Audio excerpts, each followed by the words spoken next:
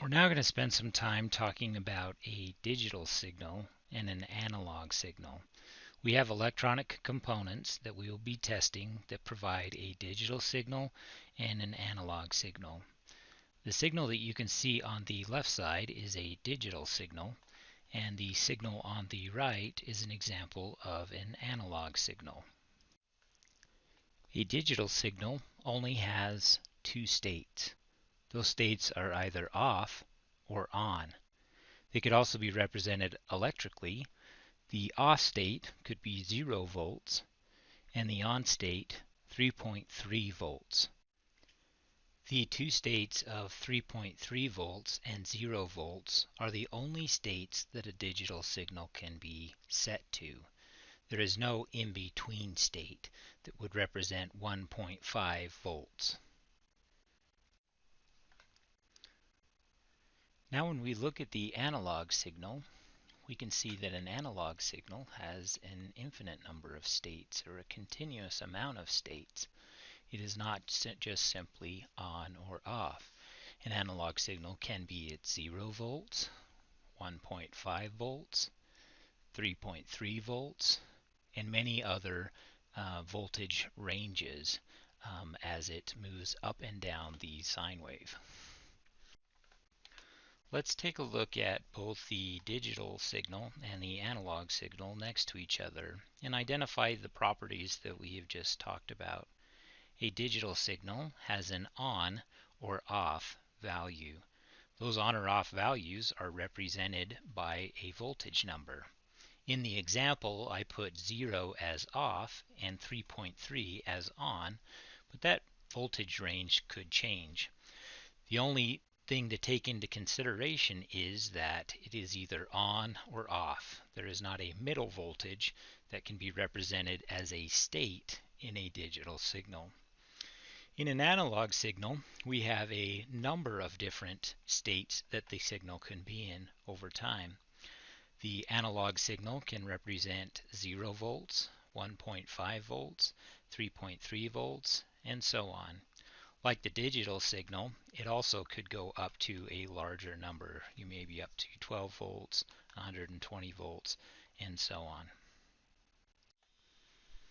It's important to understand the difference between these two types of signals.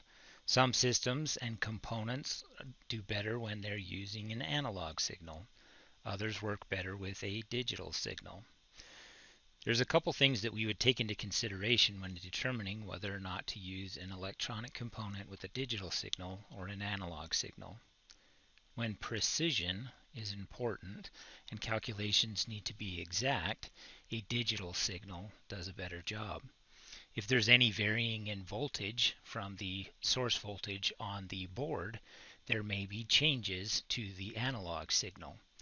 There would also be changes to the digital signal, but with ranges, you would be able to still determine whether it was an on or an off state. So for example, in a digital signal, if my voltage, source voltage, were to drop to 2.5 volts, I could not get to that 3.3 volts that would indicate an on state. In order to compensate for that, the program would look for a range. So anything between 1.5 and 3.3 volts would be considered an on state. Anything below that would be considered an off state. So we would still be able to get the precision that we need, and we wouldn't lose the on and off state benefits of a digital signal. An analog signal could have problems with evaluating the information it's receiving from the sensor if the voltage is varying. Having the voltage decrease to a 2.5 volts as the peak may cause problems when we're trying to analyze this signal that we're receiving from the electronic component. Another reason to use a digital signal over an analog signal is that our electronic component is connected to a computer. A computer communicates in binary. Binary is a two-state system. The computer communicates in zeros and ones. 0 is an off state and 1 is an on state. An analog signal has to be converted in order for the computer to understand the signal coming to it. We will be using both digital and analog electronic components in upcoming lessons. We'll look at the way that each of these electronic components communicates with the CPU and some of the advantages and disadvantages of using each type. The last item that I would like you to do is navigate to this URL. The article discusses both analog and digital signals and may help clear up anything that you don't understand so far.